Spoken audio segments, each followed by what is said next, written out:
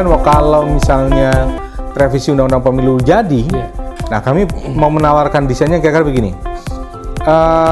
Bawaslu itu jadi lembaga kuasi peradilan, gitu ya. Dia menangani dua hal saja. Dia menyidangkan soal pelanggaran administrasi pemilu. Yang kedua, sengketa administrasi pemilu.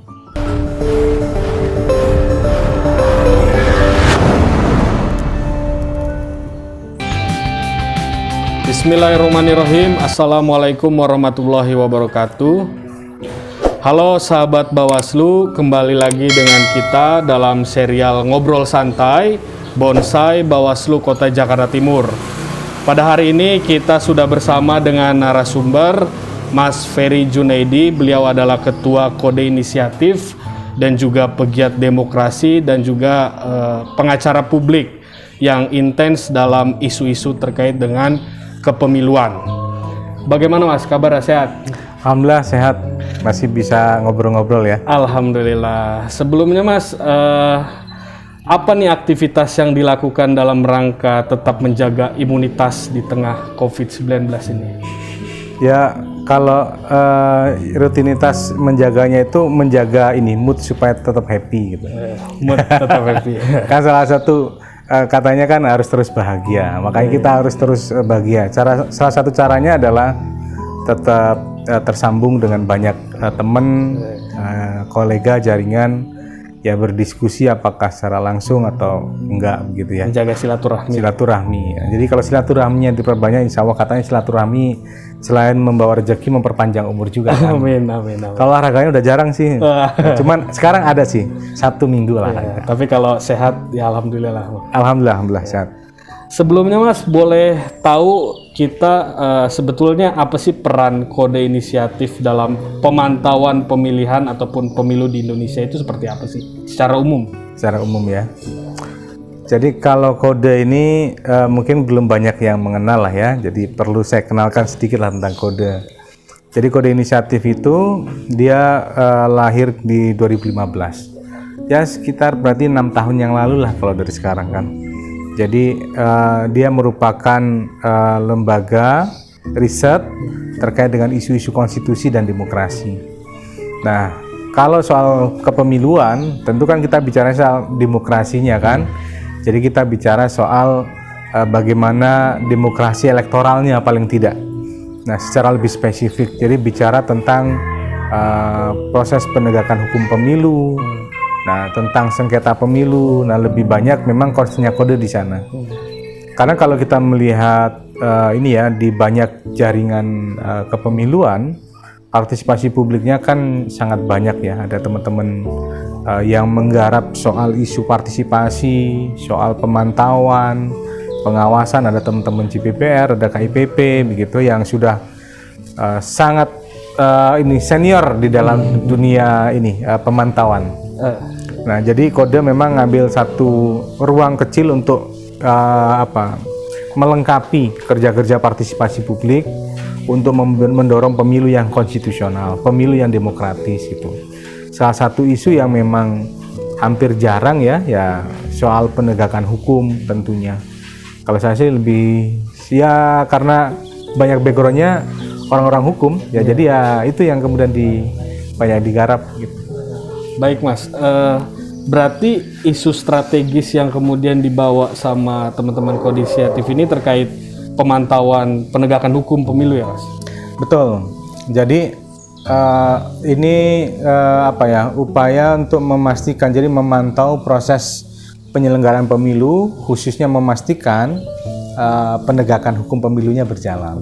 Nah, itu lebih ke sana sebenarnya. Nah, menurut evaluasi dari teman-teman Kode Inisiatif, apakah penegakan hukum pemilu di Indonesia hari ini sudah mencerminkan nilai-nilai keadilan pemilu atau belum, Mas? Jadi kita itu tahun lalu bikin assessment soal electoral justice system ya. Kurang lebih ada 44 pertanyaan dari kurang lebih 13 variabel tentang penegakan hukum pemilu.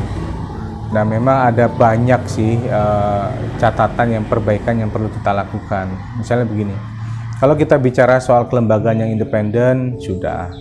Kalau kita bicara soal regulasinya, sudah banyak dan cukup menurut saya, meskipun ada beberapa hal yang memang perlu kemudian dikuatkan.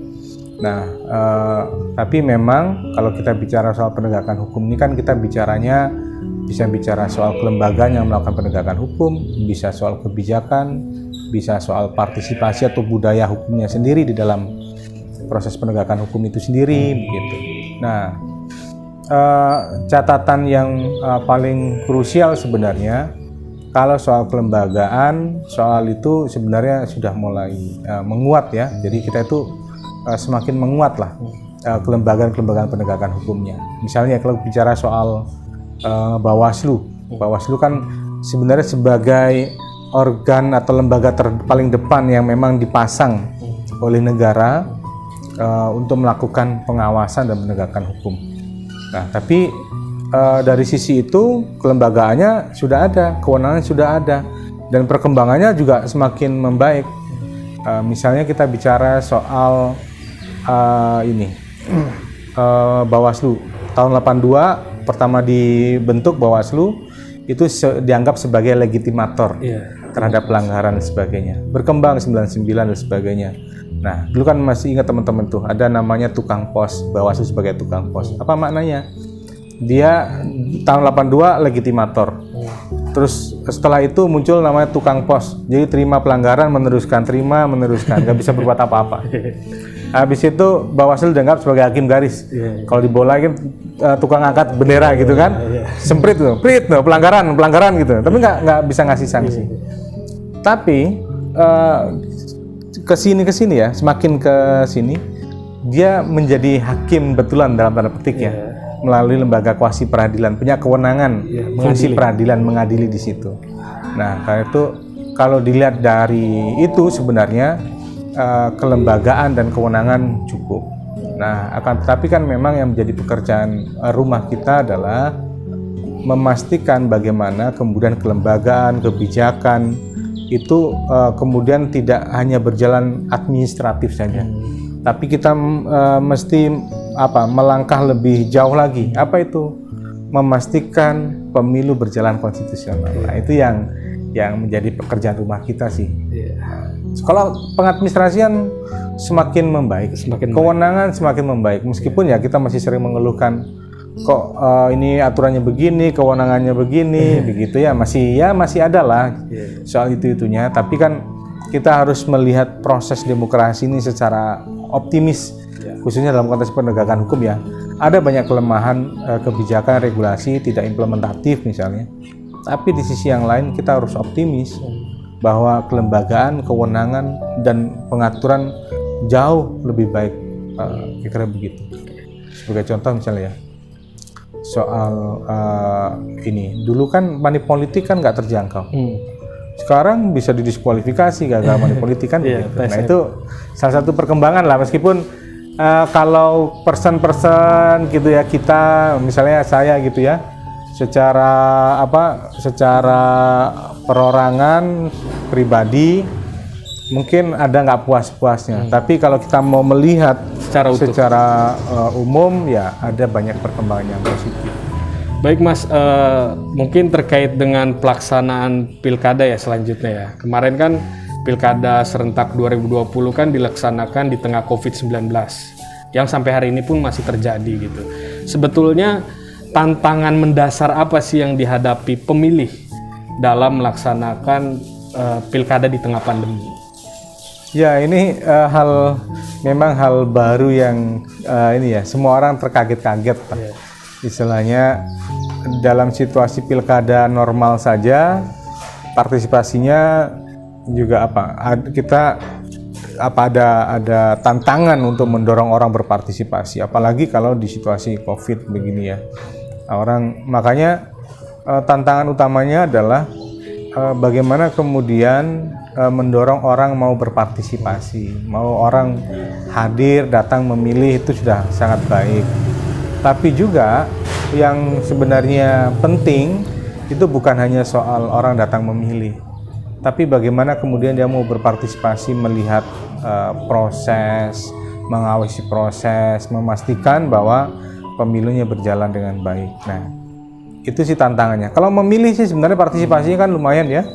Tapi kan partisipasi orang untuk mengawasi, mendorong penegakan hukum, nah tantangannya di situ sih Nah, sebenarnya. kemudian kalau terkait dengan potret pelanggaran pemilihan di tengah pandemi kemarin itu Mas, kayak misalkan politisasi bansos, Ya, itu gimana sih Mas potretnya pelanggaran pemilihan pilkada di tengah pandemi kemarin itu seperti apa? jadi kalau pelanggaran terbanyak pasti pelanggaran soal protokol ya. Itu yang paling banyak. Saya masuk kategori pelanggaran protokol nggak? Tapi kita udah jaga jarak, pakai masker. Pelanggaran protokol kesehatan itu pasti ya. Terus yang kedua soal kampanye pasti. Misalnya gini, kalau kita lihat peraturan KPU itu, yang namanya kampanye itu dilakukan secara daring. Kecuali kalau memang tidak ada akses internet dan sebagainya, orang boleh dia kampanyenya secara Tatap muka. luring gitu kan. Nah, tapi yang terjadi kan enggak. Di kampanye kemarin tuh hampir semuanya luring. Gitu. Sedangkan daring itu ya alternatif aja, jadi dibalik antara kebijakan dengan pelaksanaan ada gap memang. Nah, itu yang memang terjadi ya karena memang kita nggak ada perubahan kebijakan yang signifikan di undang-undang kan. Jadi problem-problem kita sih yang lebih banyak muncul ya. Hal yang lain jadi kalau soal pandemi kan isunya paling prokes. Yang kedua penggunaan ya, yang lainnya hampir sama, tapi dia dimodifikasi. Jadi modifikasinya menyesuaikan dengan situasi. Misalnya karena situasinya adalah pandemi, maka situasi inilah yang kemudian dimanfaatkan. Misalnya soal bantuan sosial, terus bantuan-bantuan dari pemerintah daerah. Nah, ini kan sebenarnya mirip dengan pola yang lama soal netralitas ASN, pengguna fasilitas negara, birokrasi. Nah, ini sama. Nah, hanya dia ada modifikasi-modifikasi tertentu. Soal politik uang masih terjadi juga di beberapa kasus kan. Tapi kalau melihat ini ya beberapa putusan MK yang terakhir ya, kan ada kurang lebih 17 yang dikabulkan. Tapi 2 dikabulkan namun tidak signifikan, makanya ditolak oleh mahkamah. Jadi kalau melihat dari pola yang kemudian muncul, pada umumnya sih pelanggaran pelanggaran soal azas penyelenggaraan pemilu lah, misalnya soal azas langsung begitu ya, bahwa pilkadanya tidak dilakukan secara langsung. Nah, ini beberapa kasus muncul, misalnya kotak suara tidak dibagikan ke TPS. Nah, artinya tidak ada pemilihan di situ. Tapi ada hasil. Hasilnya ada. Atau misalnya menggunakan sistem noken, padahal dalam perkembangannya di peraturan KPU-nya SK KPU menunjukkan sudah nggak ada sistem noken di daerah itu. Jadi harusnya pemilihan secara langsung. Ada juga ini yang jarang-jarang nih terjadi soal DPT. Daftar pemilih tetap. DPT itu kan hampir dibilang sulit bisa didalilkan. DPT itu hampir selalu didalilkan di MK, tapi hampir selalu tidak bisa digunakan untuk memastikan perolehan suara. Tapi ada satu kasus di Nabire misalnya. Itu juga terjadi. DPT-nya itu ternyata jumlahnya lebih besar dari jumlah penduduk. Harusnya kan jumlah penduduk lebih besar dari DPT kan, karena DPT kan dihitungnya pemilih yang usia 17 tahun. Tidak logis. Nggak logis begitu. Masa penduduknya 10, terus kemudian DPT-nya tertera 11, kan begitu. Berarti artinya ada 10 penduduk yang, jadi penduduknya nggak ada yang anak kecil, nggak ada ya usia 10 tahun, nggak ada. Ada pelanggaran soal proses pemilihan lah, misalnya tidak mengakomodir hak pilih gitu ya, TPS-nya nggak disediakan, TPS khusus dan sebagainya. Nah, ada banyak pelanggaran soal itu sih di kasus-kasus MK hari ini. Memang terpotret bahwa itu memang jadi pekerjaan rumah kita soal ini. Ada juga yang TPS-nya tutup sebelum jam 1. Ada yang jam setengah 11 sudah ada hasilnya, jam 12 ada hasil, begitu. Nah itu beberapa sih yang menjadi persoalan yang masih muncul ya di dalam penyelenggaraan gitu. Pilkada kemarin ya. Pilkada kemarin di 2020. Nah, kemudian menurut Mas Ferry nih, karena concern di penegakan hukum, teman-teman Kode Inisiatif, gimana sih Mas terkait dengan kinerja Sentra Gakumdu? Ini kan sudah banyak yang mengkritik nih ya, kinerja Sentra Gakumdu. Nah, menurut Mas Ferry itu sebetulnya Sentra Gakumdu itu hari ini masih relevan atau efektif gak sih Mas? Ya. Ya, kalau Sentra Gakumdu ini kan bagian dari Bawaslu ya. Jadi koordinatornya kan memang Bawaslu, tapi di dalamnya ada Kejaksaan dan Kepolisian. Nah, ini kan kalau kita bicara soal sejarah nih ya. Tahun 2004 itu di situ ada polisi, ada jaksa, ada unsur masyarakat yang tergabung dalam pengawas pemilihan di 2004. Nah, di situ kan memang ada perdebatan tarik-menarik yang cukup tinggi lah di situ antar banyak pihak lah di situ ya. Makanya kemudian dianggap tidak efektif begitu, maka desainnya dirubah. Bawaslu itu lembaga yang independen. Nah, tapi dalam konteks penegakan hukum itu akhirnya dimunculkan di situ ada Gakumdu, ada koordinasi. Fungsinya apa? Mempercepat koordinasi dan mengefektifkan proses koordinasi dalam proses penegakan hukum itu. Nah, bagaimana kondisi hari ini? Ya, kalau teman-teman Bawaslu sudah paling paham harusnya soal itu. Ini kan pertanyaan pancingan nih, supaya orang lain yang ngomong. Saya lihat sih memang sebaiknya sih memang kalau saya Gakumdu itu satu isu yang terlalu kecil untuk dibicarakan. Saya justru di Kode Inisiatif punya desain begini, Mas. Ke depan itu ada perubahan desain penegakan hukum. Makanya kemarin kalau misalnya revisi Undang-Undang Pemilu jadi, nah kami mau menawarkan desainnya kira-kira begini. Bawaslu itu jadi lembaga kuasi peradilan, begitu ya. Dia menangani dua hal saja. Dia menyidangkan soal pelanggaran administrasi pemilu. Yang kedua, sengketa administrasi pemilu. Nah, ini dilakukan oleh siapa? Oleh Bawaslu tingkat provinsi dan Bawaslu RI. Provinsinya tingkat pertama, RI-nya itu banding dan final di situ. Tapi untuk Pilpres, dia bisa ditangani oleh RI, tapi finalnya untuk kasus-kasus tertentu ya, misalnya sampai diskualifikasi untuk Pilpres, dia bisa sampai ke Mahkamah Agung misalnya. Nah, kenapa perlu ada ke Mahkamah Agung? Itu hanya untuk, yaitu sebagai ruang untuk istilahnya ruang korektifnya. Jadi dalam prinsip peradilan itu harus ada mekanisme untuk koreksinya. Nah, dua itu aja yang ditangani oleh Bawaslu, gitu. Tapi ada prasyaratnya. Prasyaratnya adalah namanya dekriminalisasi. Apa makna dekriminalisasi itu? Kalau sekarang ini kan kecenderungannya kriminalisasi. Coba teman-teman cek dari undang-undang awal pemilu 2004 itu paling pasal pidananya itu 45 pasal doang.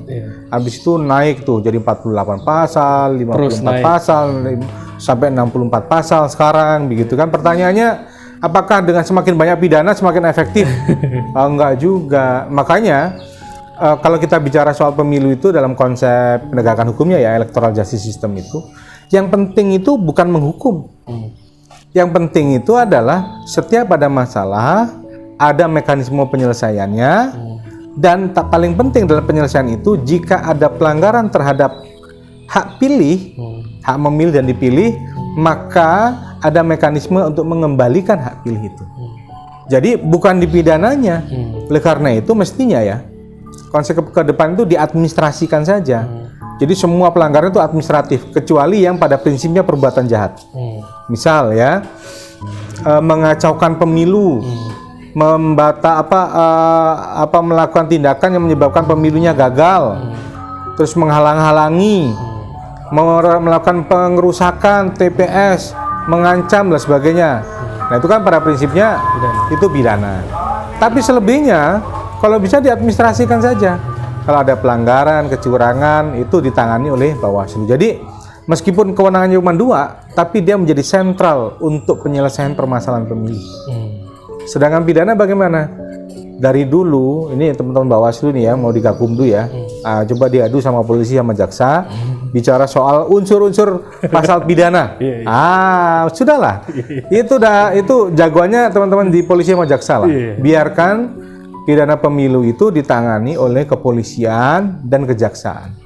Tapi memang dia hanya menangani yang pada prinsipnya itu merupakan perbuatan jahat. Nah, kira-kira begitu.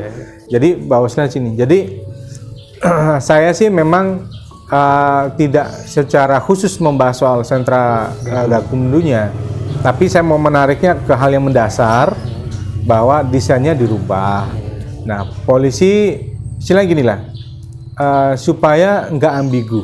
Sekarang kalau misalnya ada pelanggaran dilaporkan, terus berhenti di Gakumdu belum sampai proses penyidikan, siapa yang disalahkan? Bawaslu. Nggak kerja nih Bawaslunya gitu kan?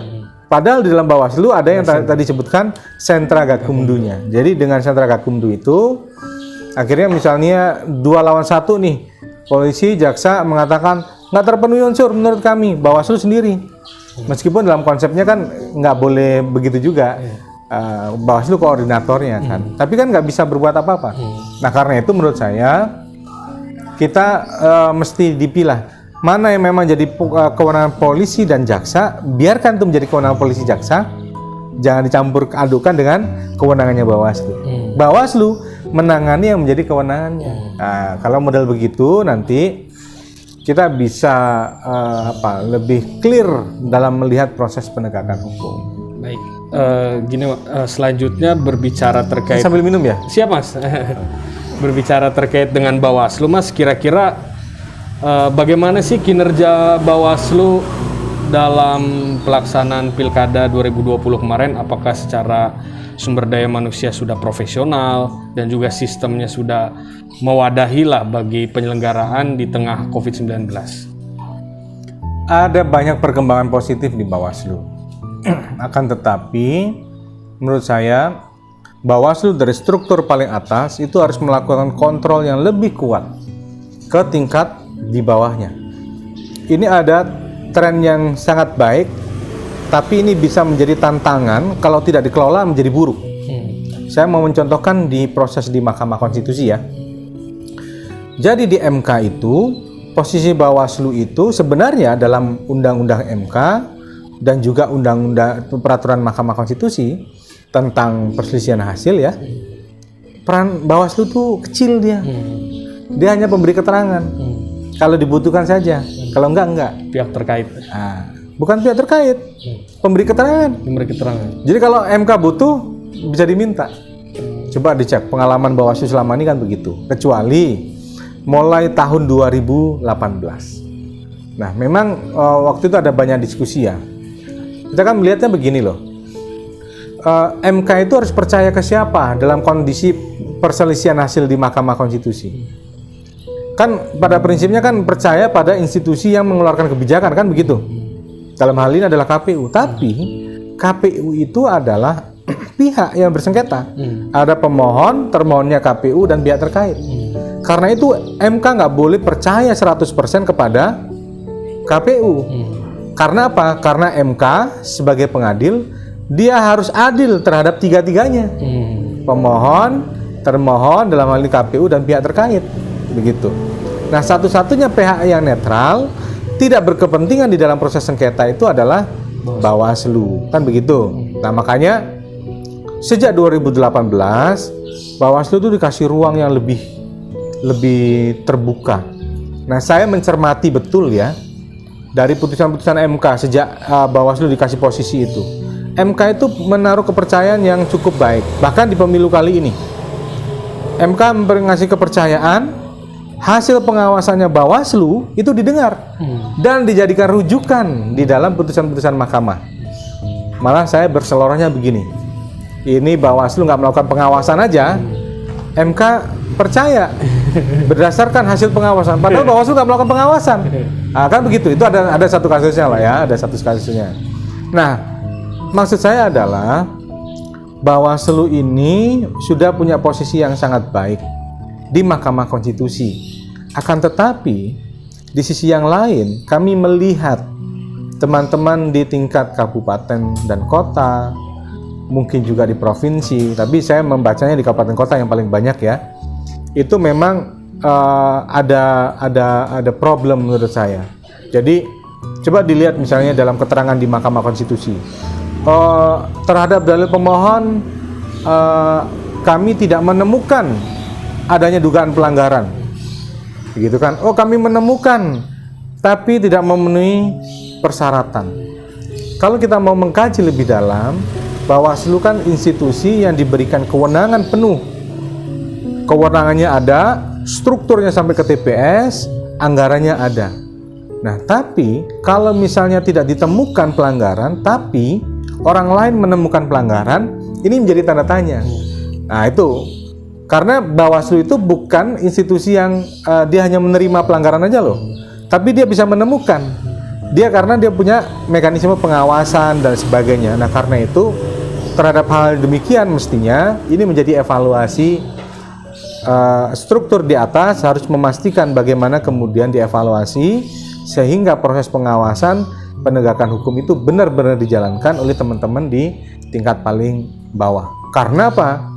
Ini bahaya karena semakin dipercaya oleh Mahkamah Konstitusi, kalau di bawah tidak bekerja secara optimal, ini justru akan menjadi bumerang. Karena kalau bisa dilihat kan orang akhirnya mendekatnya ke Bawaslu, begitu dalam konteks strategi ini ya sengketa di Mahkamah Konstitusi. Nah, ini saya melihat memang masih ada problem-problem itu soal misalnya keaktifan di dalam melakukan pengawasan. Karena masih banyak muncul dalil mereka menemukan dugaan tapi dia tidak menemukan adanya dugaan pelanggaran, kan satu tanda tanya. Yang kedua, ada pelanggaran yang kemudian dianggap sudah dilaporkan tapi tidak memenuhi unsur baik formil atau materialnya. Padahal kalau kita baca peraturan Bawaslu sendiri, kita nggak merujuk yang lain.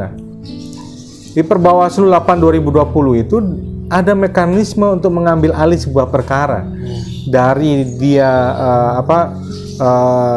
laporan menjadi temuan.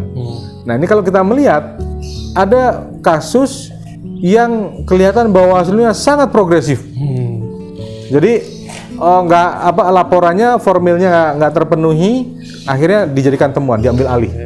Diproses cepat penetapan tersangka dan sebagainya. Meskipun setelah penetapan tersangka akhirnya nggak memenuhi unsur, begitu kan?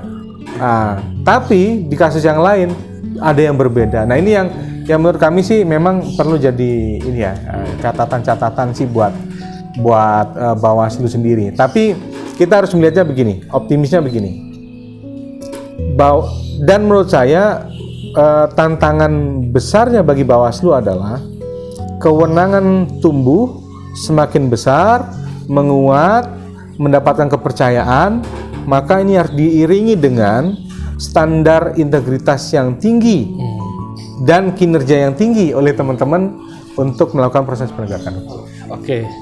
Baik, Mas Ferry, terkait dengan pandemi COVID nih yang sampai sekarang belum juga selesai ya, maksudnya lagi proses vaksinisasi dan lain sebagainya. Nah, kira-kira apa sih yang perlu disiapkan apabila di tahun 2024 nanti ada pelaksanaan pilkada serentak dan pemilu ya, itu pandemi masih belum selesai gitu. Apa yang harus dipersiapkan gitu kira-kira? Ya memang kita kan memang mesti mengevaluasi soal pandemi kan kita nggak bisa ya menentukan sampai kapan pandemi akan berakhir.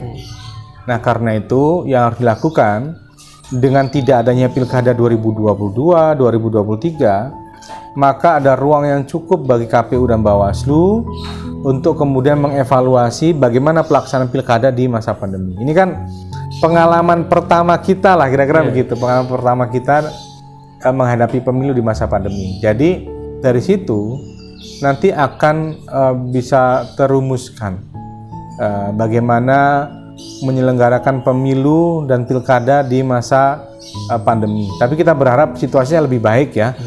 Nah, misalnya mengantisipasi soal mendesain proses kampanye.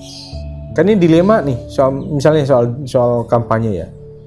Satu sisi kampanye itu kan ruang yang memang identik dengan hingar-bingar, sibuk untuk kemudian memfasilitasi para kandidat dan pemilih bisa bertemu, bisa mendiskusikan, bisa saling mempengaruhi.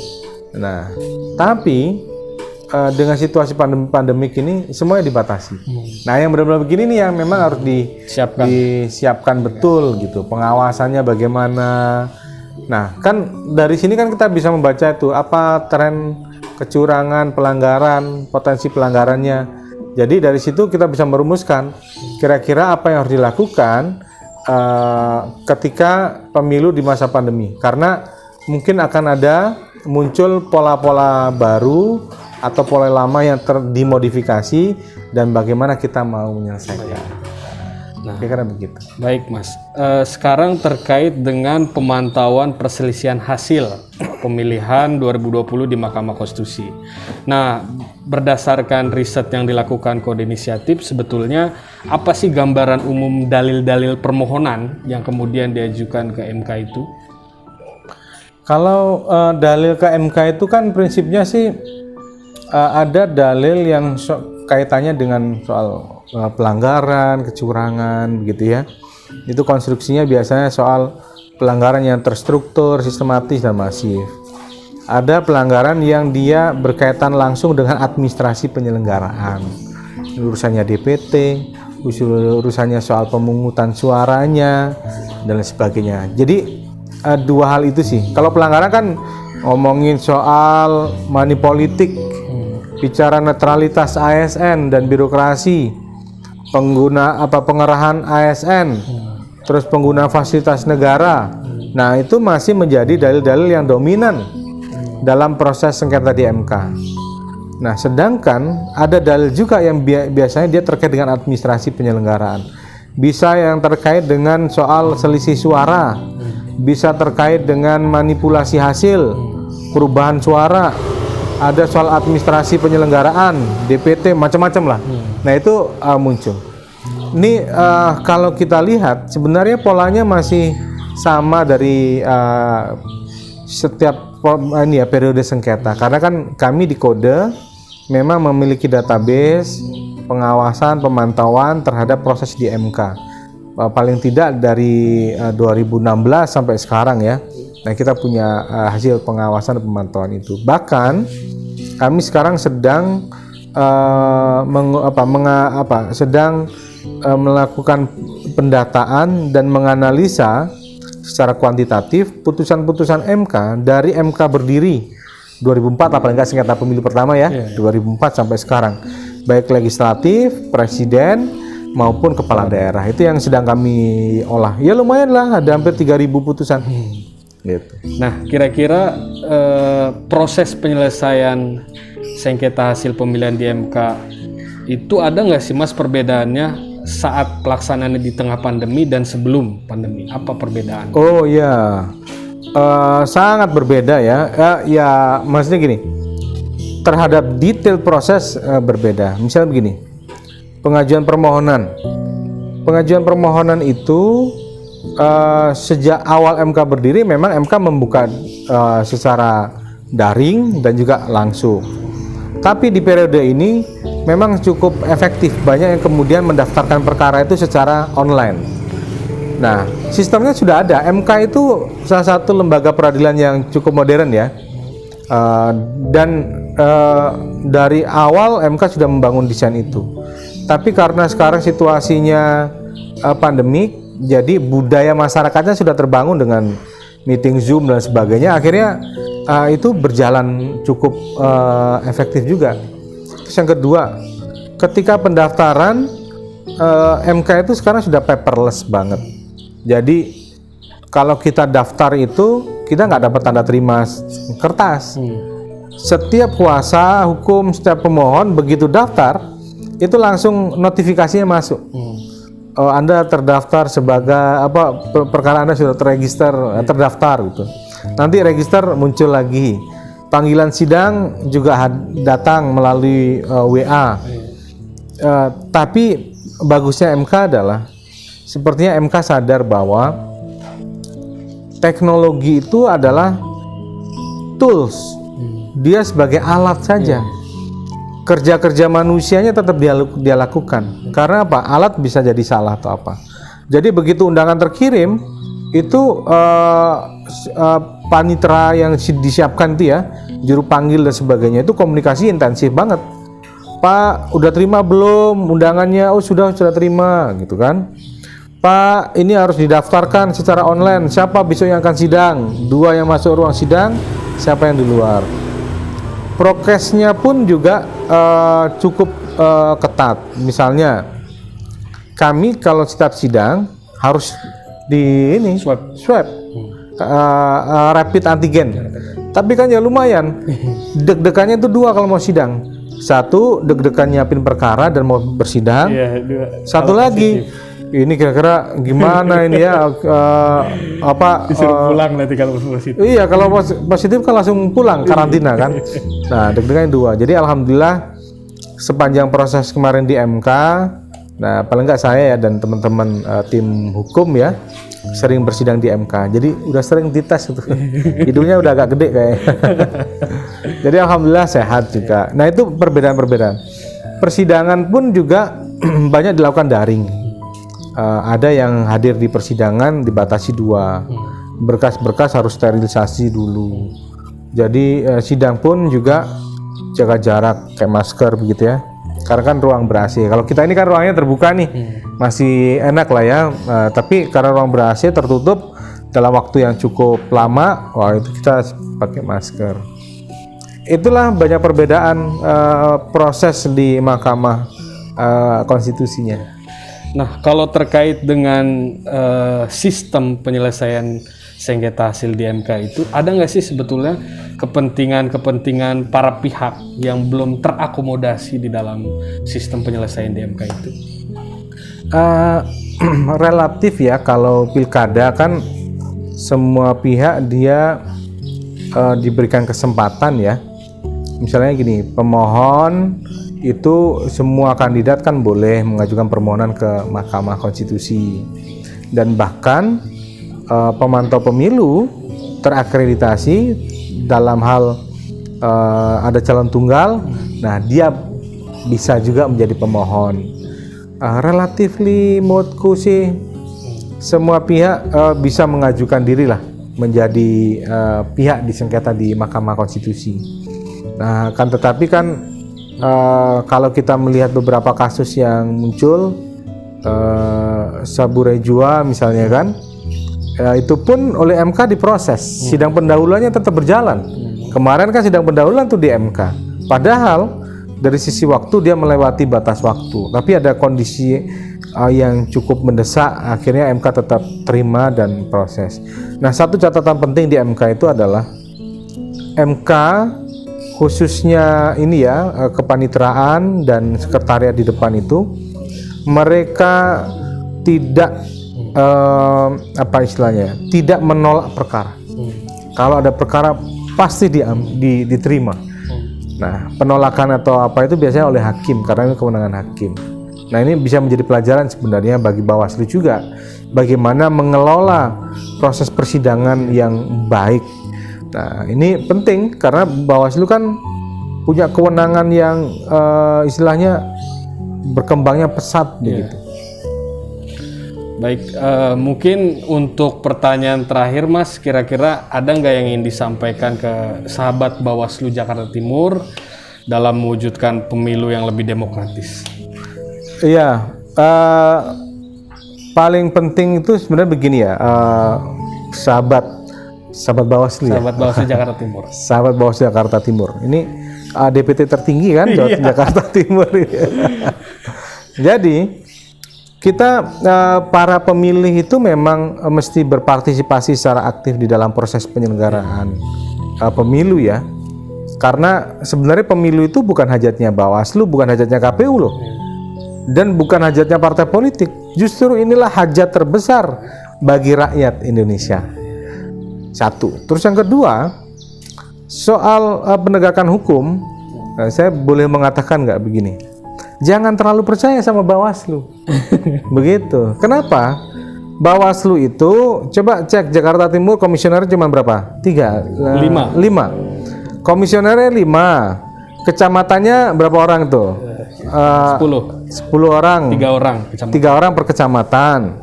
Desa 1, TPS 1. Sedangkan pemilih Jakarta Timur tuh banyak begitu. Jumlah kelurahannya udah banyak, jumlah TPS-nya nanti banyak juga. Jadi nggak bisa kita mengandalkan hanya sebatas pada institusi yang kemudian dibangun. Ini bukan dalam artian tidak percaya dalam artian negatif, tidak. Itu memiliki makna apa? Maknanya adalah kita sebagai pemilih itu mesti mengawal betul apa yang menjadi hak pilih kita. Nah, justru ini hajat kita pemilih, karena itu pemilihlah yang harus lebih aktif untuk melakukan pengawasan. Nah, kita bersyukur ada Bawaslu, sehingga Bawaslu bisa menjadi mitra bagi pemilih untuk melakukan pengawasan, untuk melakukan pemantauan terhadap proses dan memastikan bahwa pemilih itu bisa diselesaikan. Karena kita nggak bisa hanya mengandalkan pada institusi. Memang institusi punya kewenangan, dia punya struktur, dia punya anggaran, akan tetapi tidak cukup itu bisa menjangkau keseluruhan wilayah. Justru disinilah yang disebut dengan pengawasan partisipatif, pengawasan semesta. Nah, itu menjadi penting. Karena kalau teman-teman Bawaslu tadi misalnya tiap desa 1, sedangkan RT-nya banyak, kakaknya banyak, begitu kan? Jadi pelanggaran itu justru ada di depan matanya pemilih. Nah, disinilah peran penting pemilih di dalam proses penegakan hukum dan khususnya pengawasan. Begitu baik, ya. Baik, terima kasih Mas Ferry atas ilmunya yang sudah diberikan kepada kita semua. Mungkin itu saja edisi Bonsai hari ini. Terima kasih atas perhatiannya. Salam awas.